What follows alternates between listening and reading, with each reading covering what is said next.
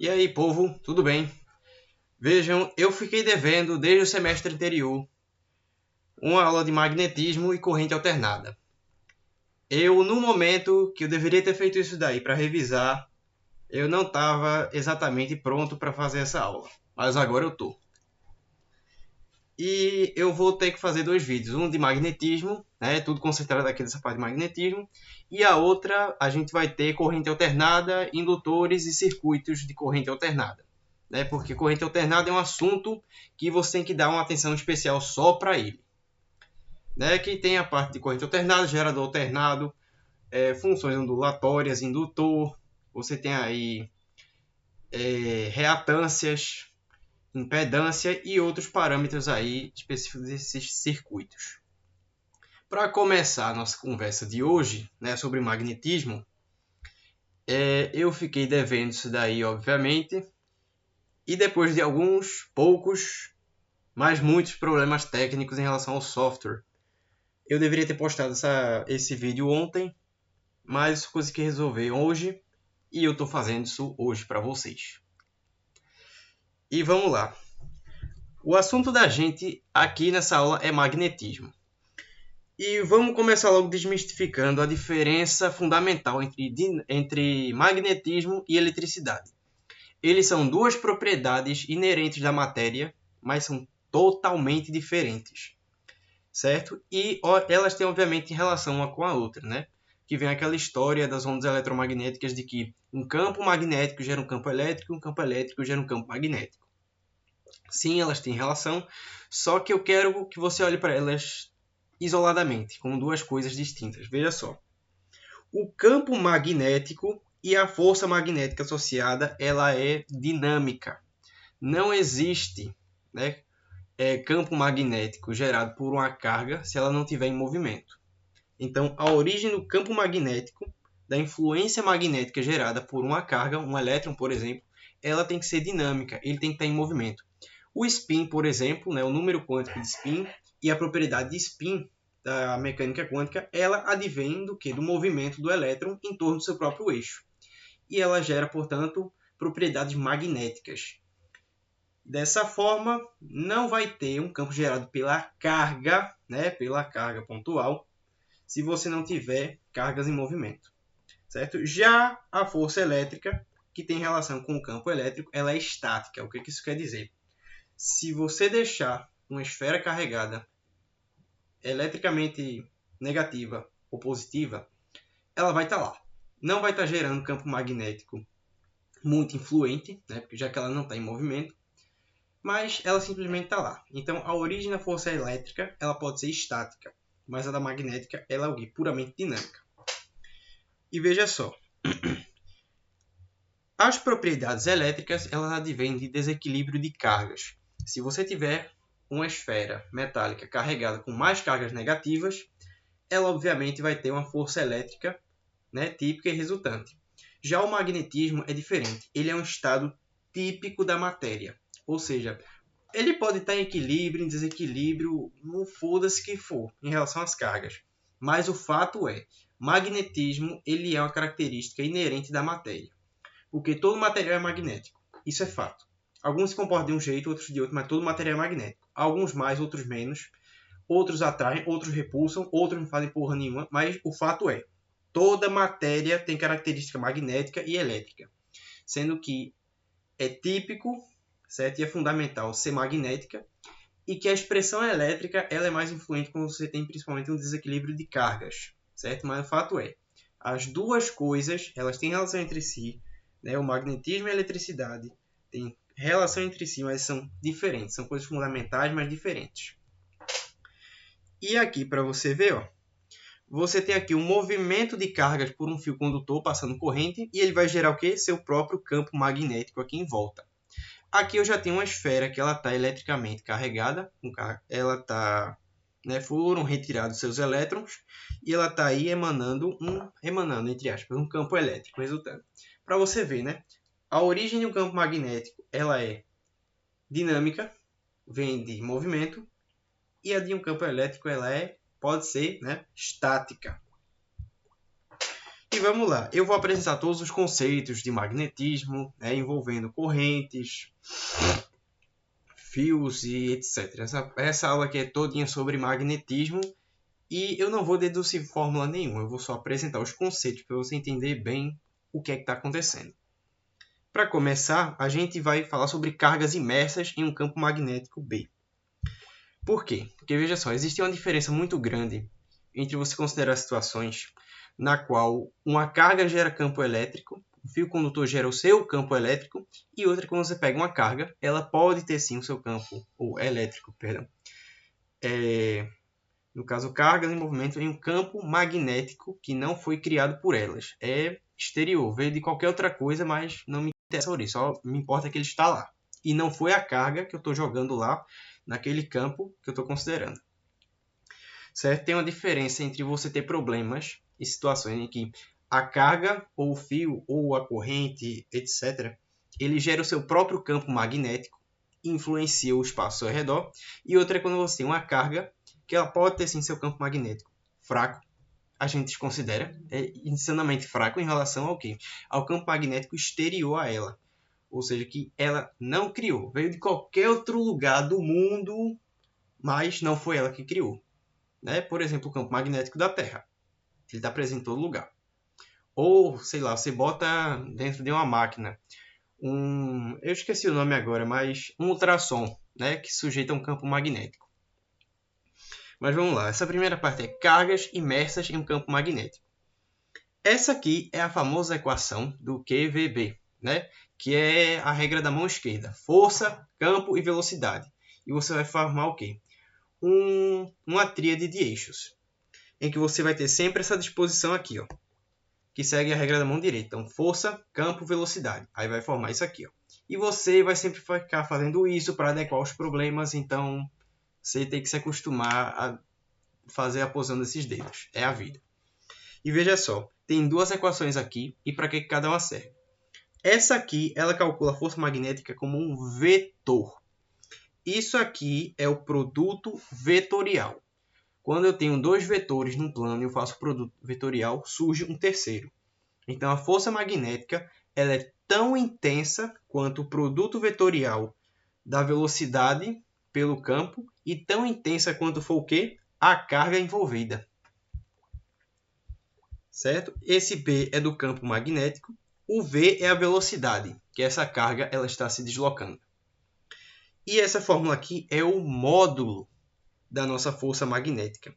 O módulo disso aqui, ó, o módulo de um produto vetorial é nada mais do que o módulo dos vetores multiplicado pelo seno de θ.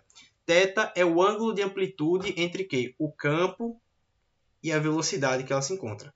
A força magnética sempre, em todos os casos, é perpendicular a esses dois.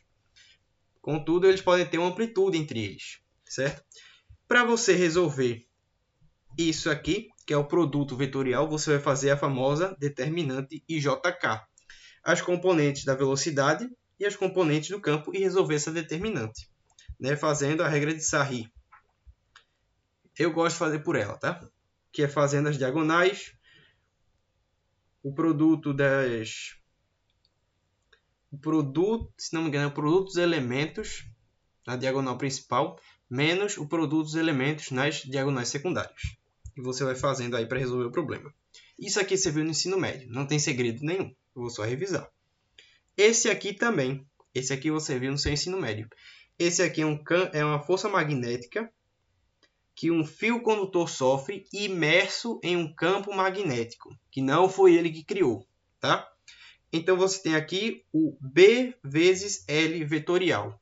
Em vetor, você vai fazer aquela matrizinha com L. O que é L? L é o vetor de deslocamento da corrente, certo? E que ela segue a mesma orientação de quem? De I.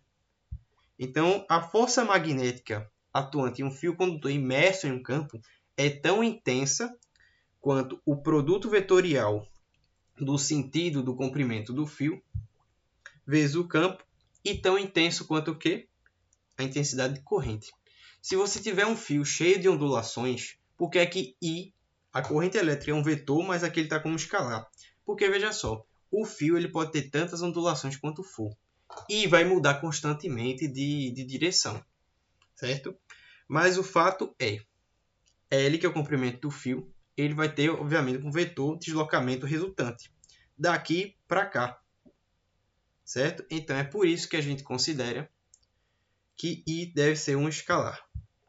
Isso aqui é na forma vetorial da força magnética, essa aqui é na forma escalar. Isso aqui é o seu módulo, é o IBL seno θ.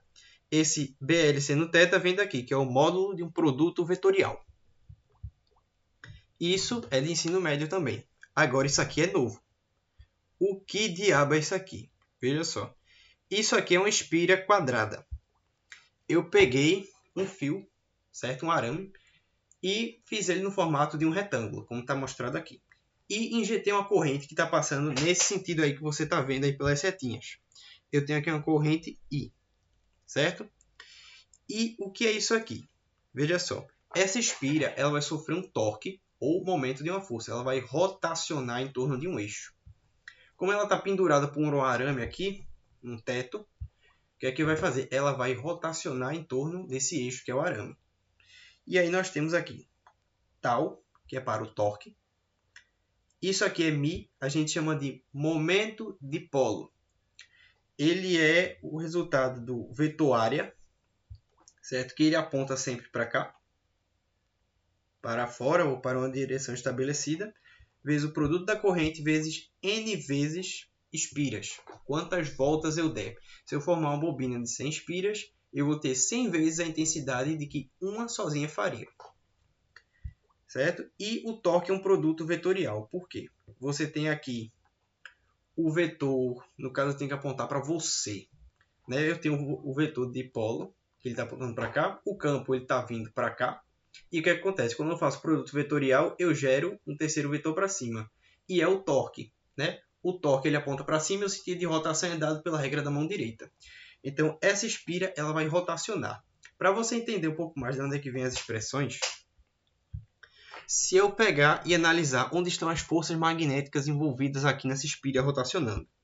Pela regra da mão direita, ó, legal, você pega esse fio aqui e aí você vai envolver ele com a mão.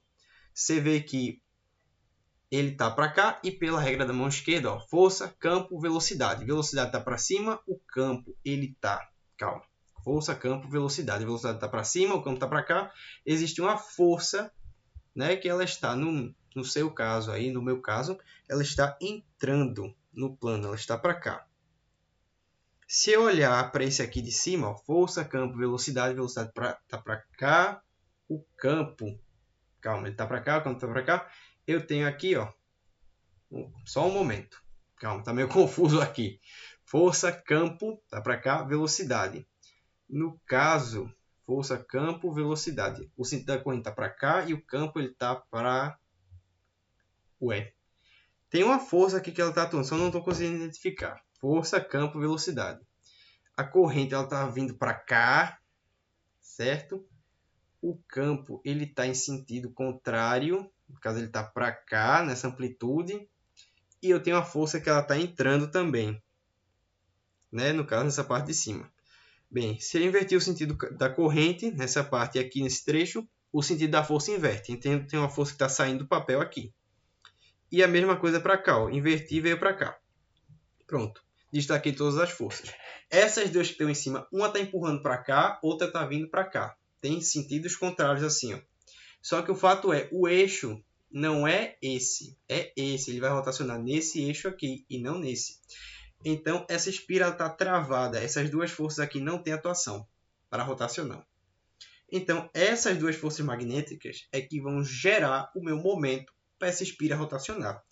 E a rotação da espira ela é importante porque é ela que produz a corrente alternada. Você imerge uma espira em um campo e aí a seção que o campo está furando essa espira vai sempre variando. Isso faz com que a corrente vá e volte, vá e volte. Ou seja, ela fica dançando de um lado para o outro na corrente alternada. O sentido dela vai para um lado, depois vai para o outro. Esse daí é o princípio da corrente alternada que a gente vai ver no próximo vídeo, não aqui. E aí a gente tem essa fórmula aqui. Vamos ver. Ah, isso aqui é clássico também. Isso aqui é a força de interação entre duas correntes paralelas. Se você tiver elas no mesmo sentido, elas se atraem. Caso elas estejam em sentidos contrários, uma para cima e outra para baixo, elas se repulsam. Essas forças elas têm módulos iguais e sentidos contrários, certo? Então, essa aqui é a famosa fórmula μ0L 1 e 2 sobre 2πd. Vamos lá. Esse aqui já é diferente, é campos produzidos por cargas. Agora eu vou ignorar o fato de que o campo magnético da Terra, por exemplo, influencia o meu experimento, né? O meu fio condutor em questão é que vai produzir um campo magnético para mim. Essa aqui é a lei de Biot-Savart. Ela que origina várias fórmulas aí para você trabalhar. E uma confissão pessoal é que eu nunca vi uma fórmula de diferencial tão feia quanto essa. Mas que diabo é isso aqui tudinho? Isso aqui é um pedacinho do campo magnético para um pedacinho muito pequeno de fio, que é o dB. Isso aqui são constantes, né? A corrente, se ela variar, não sei. E temos aqui, ó, ds vetorial R chapéu sobre R quadrado. O que é isso? R chapéu é o vetor unitário de R. O que é R? R é isso aqui, ó. É o vetor que aponta do pedacinho do fio ds até o meu ponto P, onde eu quero estudar a influência de campo magnético. E aí você tem essa fórmula aqui, né, que é a lei de Biot-Savart. Você integra dos dois lados, conforme a situação do problema, e você obtém algumas expressões. Por exemplo, o campo magnético resultante em um dado ponto P em um fio condutor, né, localizado ao quê? A alfa graus de divisão de um extremo até beta graus de outro. E com isso aqui, integrando os dois lados, eu vou ter aqui, ó, μ0i sobre 4πd, sendo beta, mas sendo alfa. Se o comprimento do fio for infinito, olha só quem origina a fórmula. É o famoso μ0i sobre 2πd, que você viu no ensino médio. Né? Porque o que acontece? Se for para o infinito, cada seno aqui dentro vai dar seno de 90. Né? Vai ficar assim, ó, mais ou menos. Ele vai olhar para um ponto lá no infinito, tá lá longe, e vai chegar o quê? 90 graus. Então, cada seno aqui vai produzir 1, que quando eu somar vai dar 2 e vai simplificar com 4. Aí fica μ0i sobre 2πd. Esse aqui é outro que origina uma fórmula muito conhecida sua do ensino médio. Isso aqui é o campo magnético em um arco circular, né? Com a intensidade dele na origem. Se você tiver aqui um arco circular de fio condutor que está passando corrente elétrica, né? Dados os extremos na amplitude desse ângulo φ, o campo magnético lá naquele ponto da origem... Ei, rapaz, que foi? Para de chorar, rapaz. Como eu ia dizendo, o campo magnético aqui na origem, a distância do raio, vai ser μ0i sobre 4πr vezes φ. E se for uma circunferência completa, uma espira completa? E aí a gente faz isso aqui, ó. O φ ele vai virar aqui 2π, que é 2π radianos de uma volta completa. Ele vai simplificar com 4 e vai ficar a famosa fórmula μ0i sobre 2π raio, que você viu no seu ensino médio. A próxima aqui é interessante. Isso aqui é o efeito Hall. O que é isso? Eu tenho aqui uma chapa metálica com espessura E. Aqui dentro eu tenho uma carga dele, um elétron, e eu vou submeter ele a um campo elétrico, né, que vai ter aqui o quê?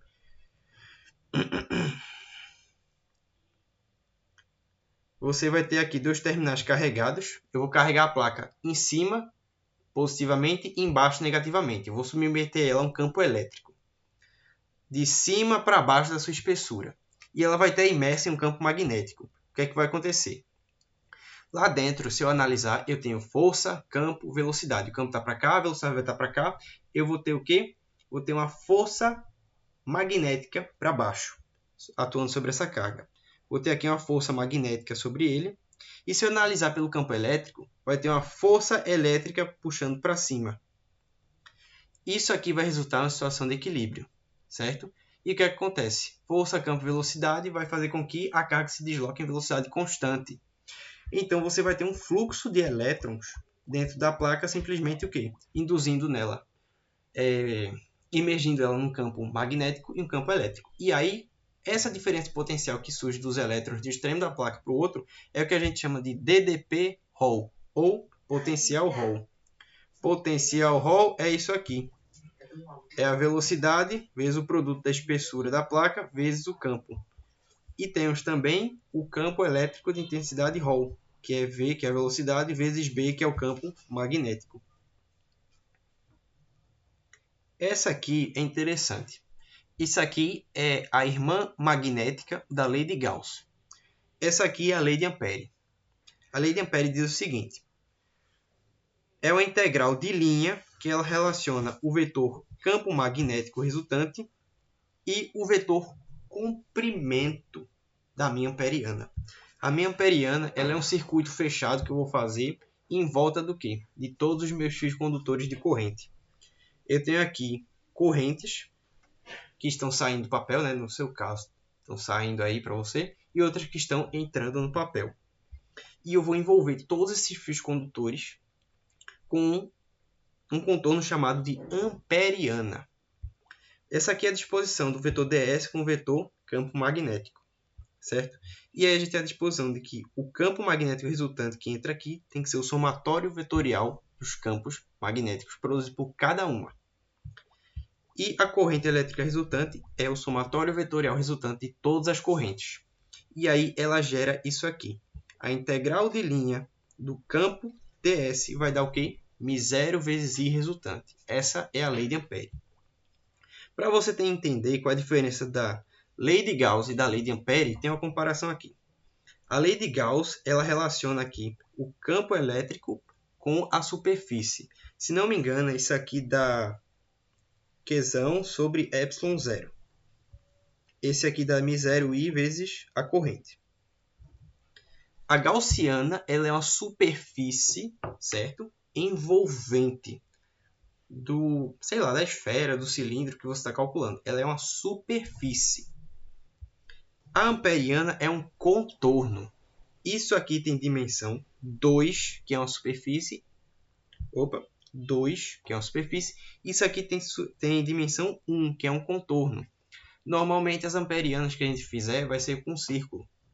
Então, o nosso ds ele vai valer 2π vezes raio da amperiana que está envolvendo as correntes. E na gaussiana, normalmente são esferas. Então, a nossa área vai ser a área de uma esfera, que é 4πr². Para você entender a diferença da gaussiana e da amperiana, e que elas são praticamente irmãs. Uma é elétrica, a outra é magnética. E agora a gente vai resolver uns probleminhas. Eu separei alguns que são bem interessantes. Esse aqui, para começo de conversa, diz o seguinte.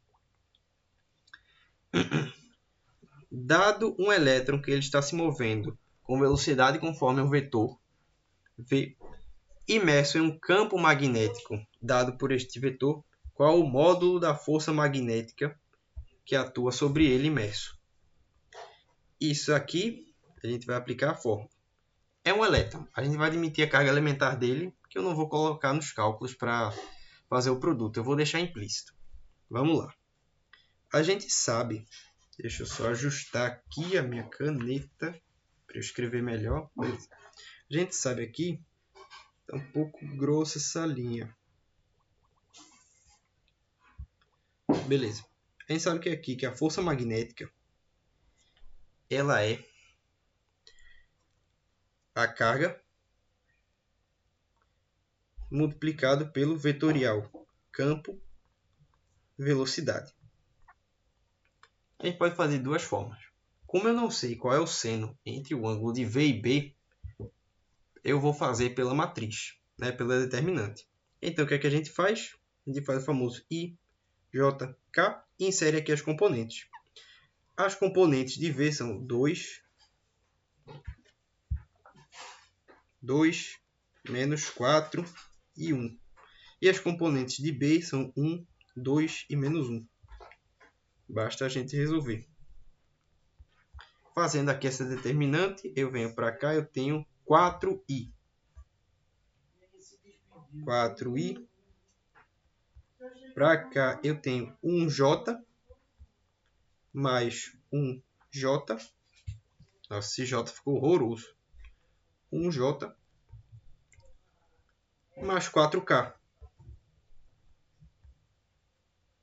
Mais 4k. Menos, agora eu faço sentido inverso. Aqui eu tenho menos 4k. Menos 4k.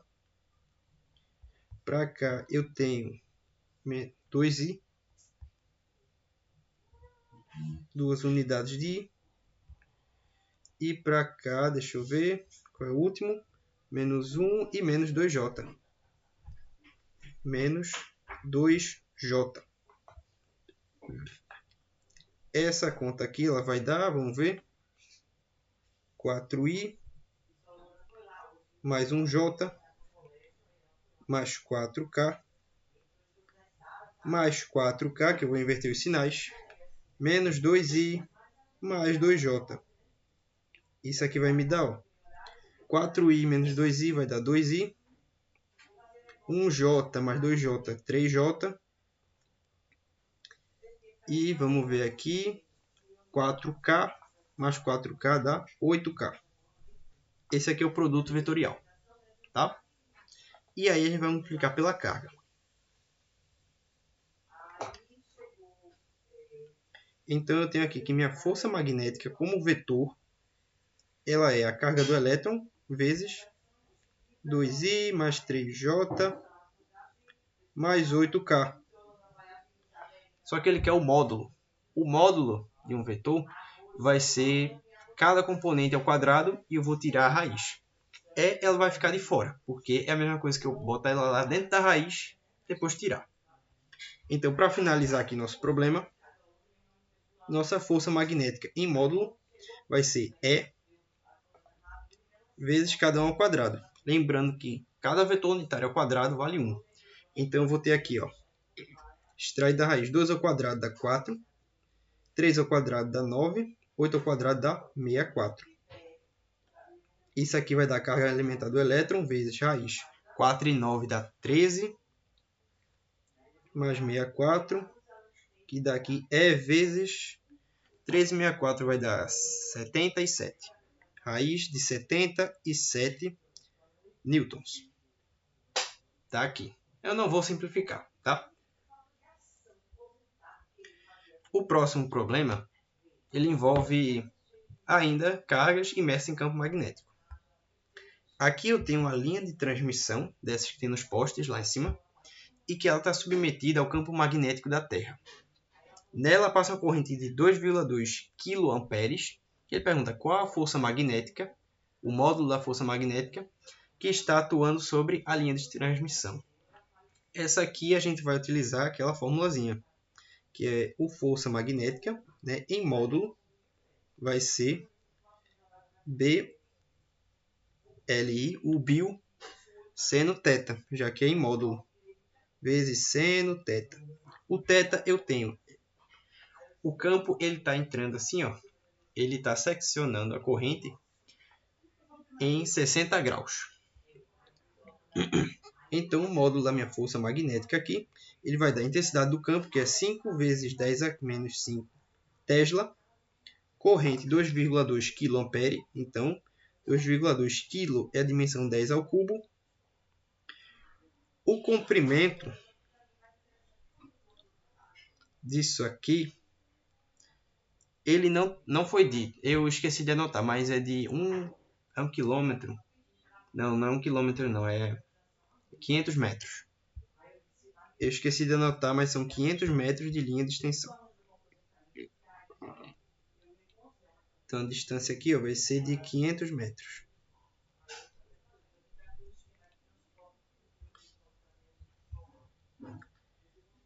Tá? Multiplicado aqui por 500, vezes seno θ. O seno de 60 é 1, 2, 3, raiz de 3 sobre 2. Vezes raiz de 3 sobre 2. que é que eu posso simplificar aqui? 2 com isso aqui, 250, que fica 1.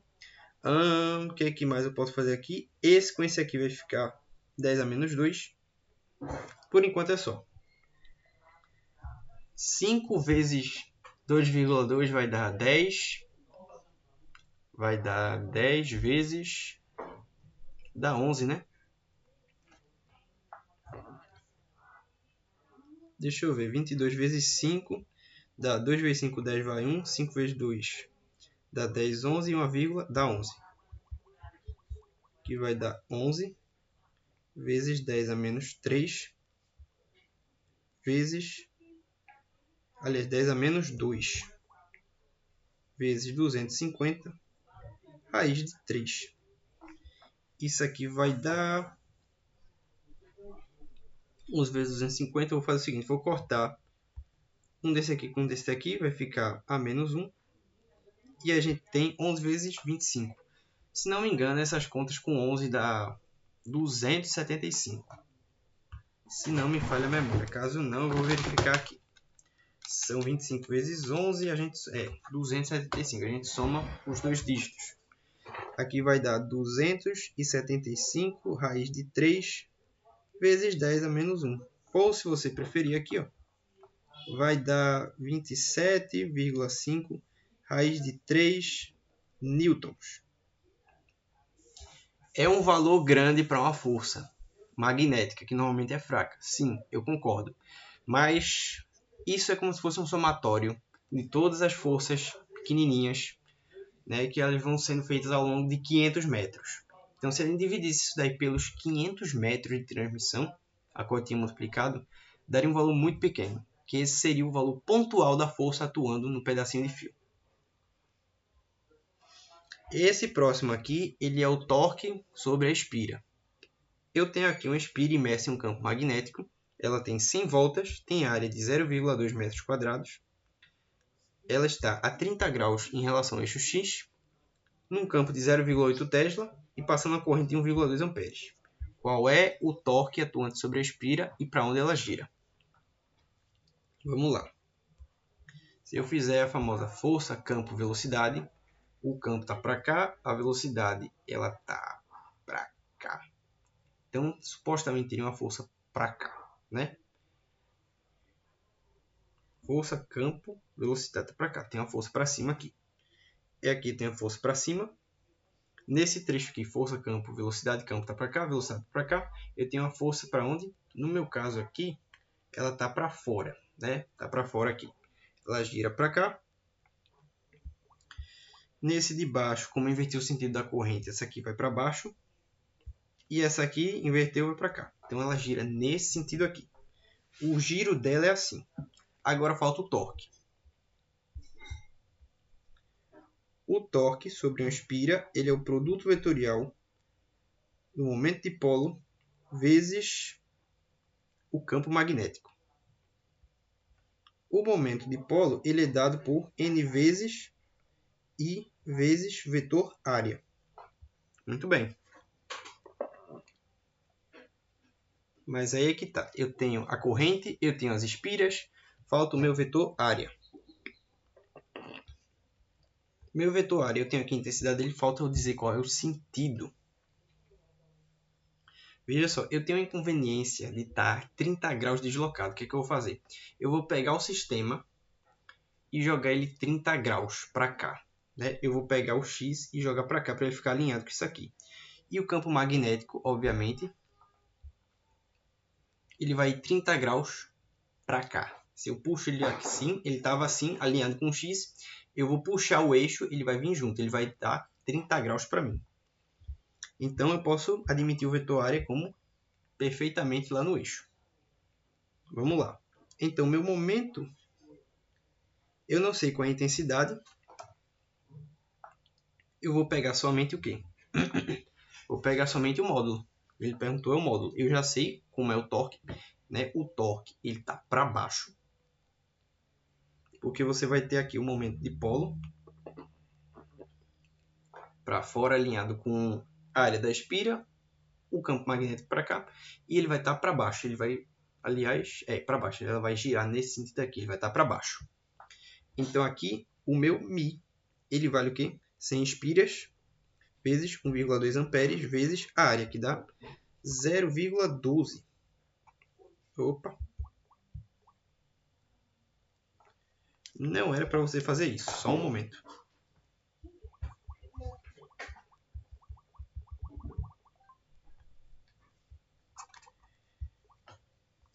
Vezes 0,12. Esse produto aqui, ele vai dar, se eu botar os dois zeros do 100 aqui, eu vou ter não 144, eu vou ter 14,4, que na unidade essa eu acho que é ampere, sim, ampere metro quadrado, já que é área e coisa. Pronto, eu vou pegar o módulo disso aqui, é o produto dos escalares multiplicado pelo que? O seno de abertura entre eles. Vai ser 30 graus, então tá tranquilo. O torque sobre a espira vai ser esse cara aqui. Assim, lembrando que o vetor área ele já está em módulo. Vai ser aqui 14,4 vezes o módulo do meu vetor campo, que é da intensidade de 0,8 Tesla, vezes o meu seno de 30. Pronto, basta resolver. O meu torque atuante ele vai dar aqui esse produto 14,4 vezes 0,8, ele dá 11,52, sendo de 30 é 1, 2, 3, 1 meio. Eu vou dividir por 2. Pronto, acabou. A intensidade do meu torque, o módulo dele vale 5,76 Newton vezes metro. Está aqui.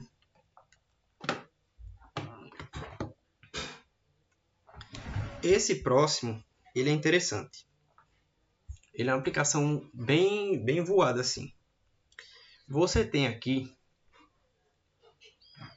é uma espécie de... Como é que eu posso... Eu esqueci o nome agora.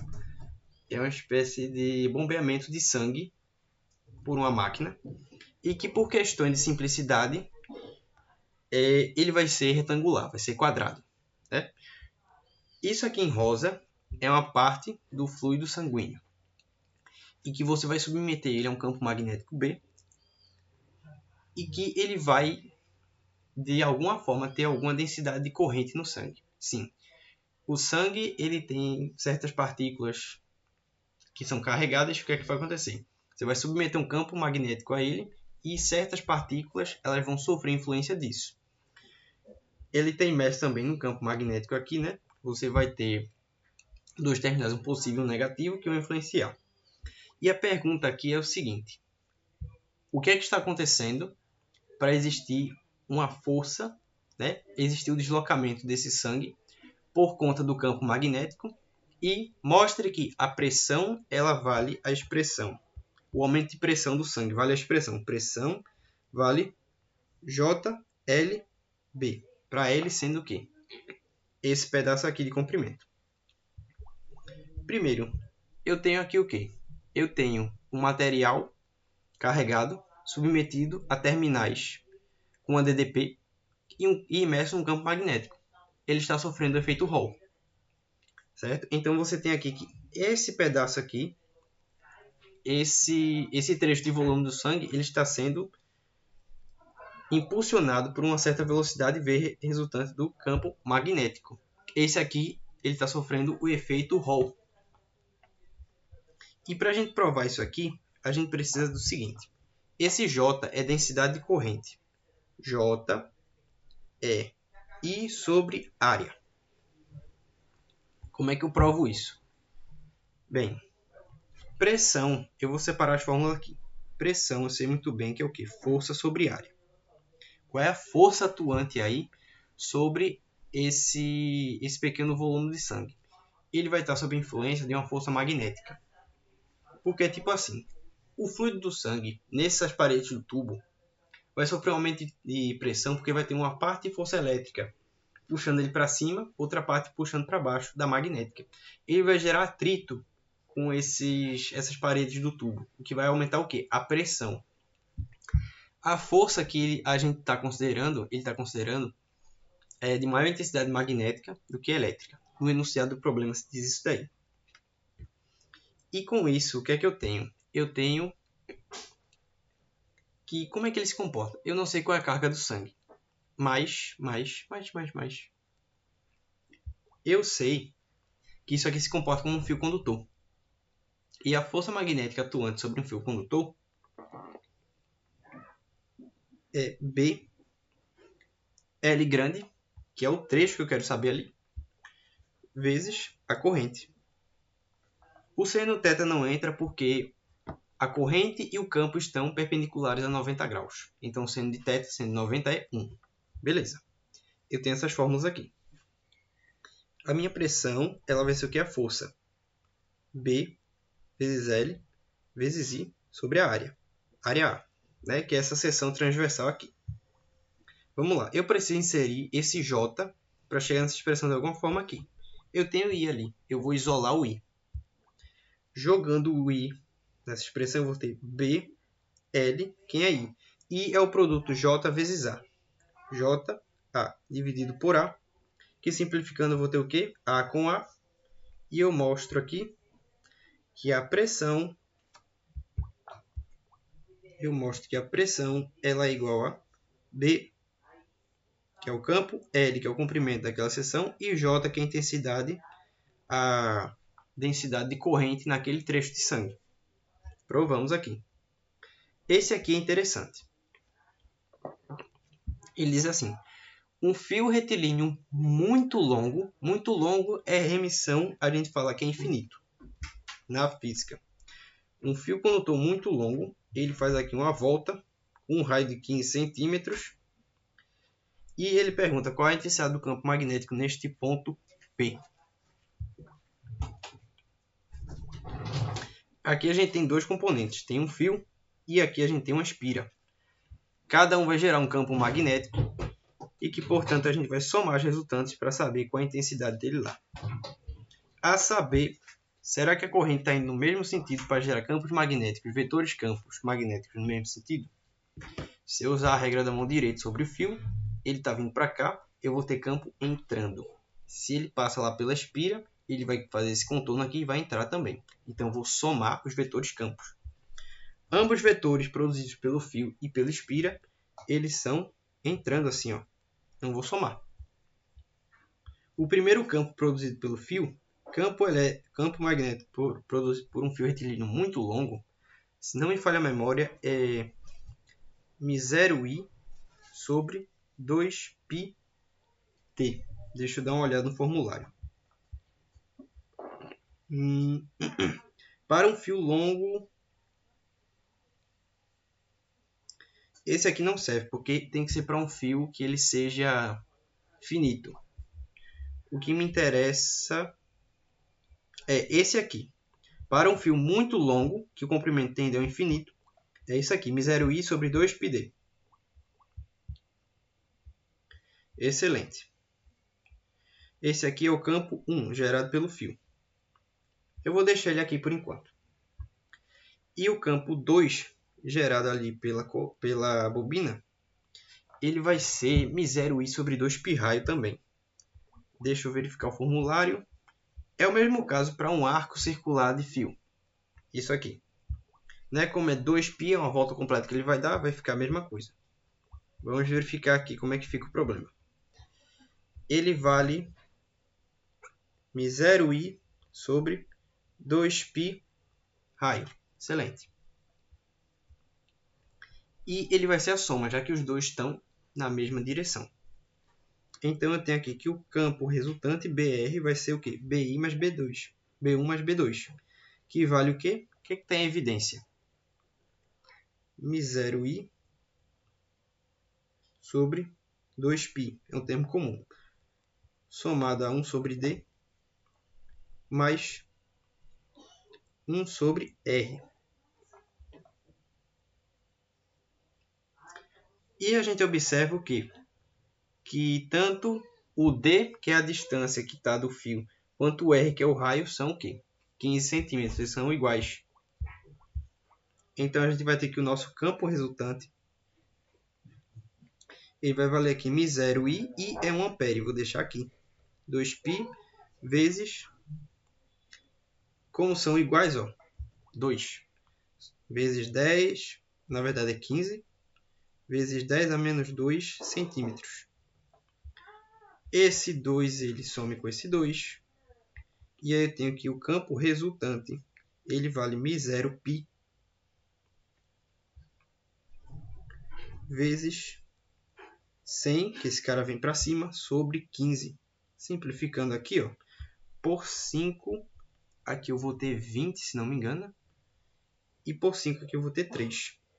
Então, meu campo resultante ele é 20 μ0 sobre 3π Tesla. Fechamos. E para encerrar, a gente vai ter aqui um problema com amperiana. Isso aqui é um cabo condutor grosso. Eu quero saber qual é o campo magnético presente nele, em qualquer ponto que eu tomar assim, para ele. Para isso, a gente vai usar a lei de Ampere e as amperianas. Para a gente fazer isso, eu vou caracterizar o problema. Veja só. Esse R grande é o raio do fio condutor. É dele, não muda. Eu vou desenhar, e esse A aqui é de área. Eu vou pegar, deixa eu ver uma cor aqui. Eu vou pegar a minha amperiana e desenhar ela por aqui. Essa é a minha amperiana. Suponha que é um círculo perfeito, tá? Essa aqui é a amperiana. Ela está envolvendo o meu fio condutor. A pergunta é, qual é o campo magnético para qualquer comprimento da amperiana que eu abrir ela, estando desde dentro do fio até para fora dele? Vamos lá, como é que a gente faz isso? A distribuição de corrente elétrica nele é constante, então eu vou fazer o seguinte. J, que é a densidade de corrente, ela é constante. I sobre A. Isso é tão verdade quanto um pequeno pedaço, uma pequena intensidade de corrente para um pequeno pedaço da área. Perfeito. E se eu fizer aqui o produto cruzado DI igual a JDA, eu tenho que I é a integral de J dA. J é uma constante, então eu vou ter aqui que é J vezes a área da minha amperiana, que está envolvendo. Beleza. Qual é a área da amperiana? É uma circunferência, que eu vou chamar de J vezes 2πr². Aliás, πr². 2π é o comprimento, πr². Pronto. Essa aqui é minha corrente em função de um raio R pequeno que eu vou estender a amperiana. Em seguida, o que eu vou fazer aqui? Eu vou aplicar a lei de Ampere. A lei de Ampere diz que o circuito fechado do campo vezes o comprimento ds, ela é igual a quê? A μ0 i vezes a corrente. Esse BDS aqui, eu vou trabalhar ele como escalar. Por quê? O campo e a corrente, eles são perpendiculares entre si. Aliás, eles estão alinhados, perdão. Você tem um produto aqui de que BDS, lá da geometria analítica, que é o ângulo entre dois vetores que usa a fórmula do cosseno, BDS pelo cosseno ser 1, né? Eles estão alinhados. O que é S? S ele vai ser sempre o comprimento da minha amperiana e B ele vai estar alinhado com ela. Então eles vão percorrer assim com um ângulo de 0 graus entre eles. Pelo cosseno de 0 ser 1, eu tenho que BDS vetorial é o próprio BD. Isso aqui deixa de ser uma integral de linha para virar uma integral normal. Então, aliás, BD não, BS. E daqui eu vou ter que a integral de B, ds, vai ser o quê? μ0 i. E vai de onde até onde? Aliás, eu deixei de fazer uma coisa aqui, que foi o seguinte. Eu não botei os os limites de integração ali. Eu fiz a integral pura. Tá, ele tem que ir de onde até onde? Vai ir de 0 até um suposto, sei lá, A. A de ampere, que vai virar um A. Certo?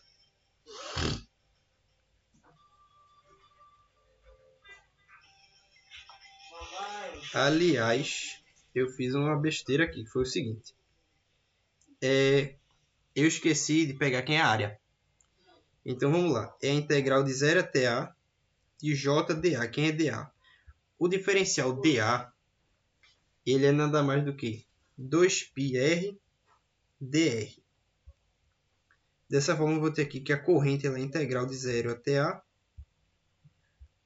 do seguinte. Quem são as constantes? J, 2π e sobra aqui dentro 2A, 2R dr.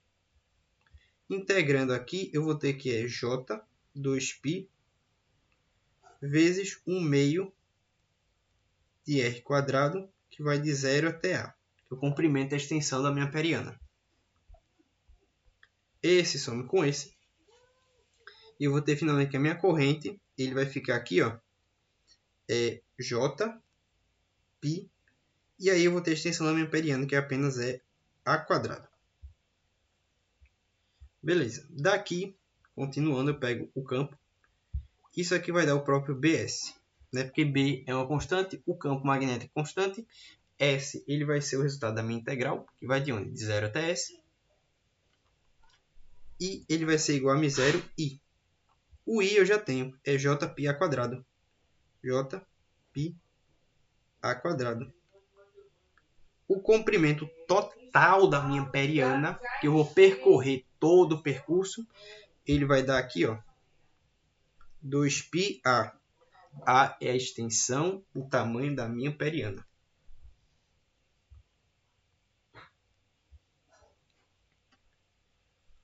Beleza, vamos lá. Aliás, esse R aqui vai ser o quão grande for a minha amperiana. Eu vou chamar de R. Já esse A, ele vai ser o quê? Assim, A ele vai ser o em relação ao fio. E aqui eu vou ter, ó, μ0 Jπ a quadrado. De modo que quando eu isolar o campo, ó, o campo ele vai ser μ0 Jπ, morre com π, a quadrado sobre 2r. E aí eu posso escolher o valor de A, que A é a extensão da minha amperiana. Beleza. Bem, essa aqui foi a aula de magnetismo, que eu fiquei devendo e finalmente eu cumpri, já que promessa é dívida. E beleza, a próxima vai ser de corrente alternada. E essa daí é pesada, mas é muito legal. Beleza, fico aqui.